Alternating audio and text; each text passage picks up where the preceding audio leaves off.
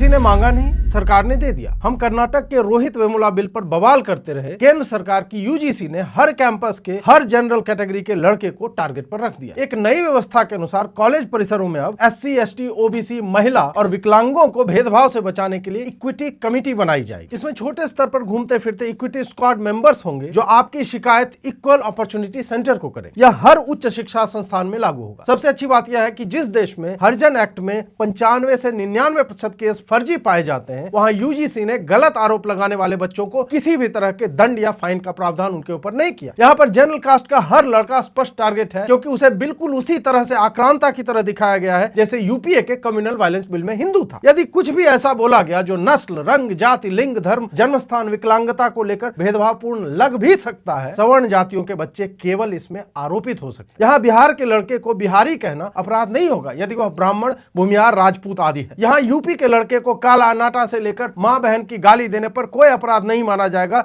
जबकि वह उसके प्रतिकार में वही बातें सामने वाले दलित को बोले तो वह अपराधी हो जाएगा। मोदी जी को चाहिए कि एक प्रधानमंत्री जहर योजना चलाएं और सारे सवर्णों को एडमिशन के समय एक एक गोली उनके दांतों में लगवा दें, जिसे वह उचित समय जानकर आत्महत्या कर सके, क्योंकि उसका जीवन तो आपने आरक्षण और हरिजन एक्ट में 72 प्रोविजन डालकर हराम कर ही रखा। कभी कोई IAS तो कभी कोई सांसद सवर्ण की बेटी मांग रहा है, जैसे कि खाना चल रहा है यहाँ पर। सब चंगासी जब तक भाजपा चुनाव जीत रही है। लग तो ऐसा रहा है कि विकसित भारत केवल एक बकचोदी भरा जुमला रह गया है, जिसमें अंबेडकर के नाम के पंच तीर्थ होंगे और प्रतिभा की भ्रूण हत्या होती रहेगी। जो बचेंगे उसे कांग्रेस का कानून मारेगा, और फिर भी जो बच जाएंगे उसके लिए कैंपस में आपने इतनी अच्छी व्यवस्था कर ही दी है। नमो नमो।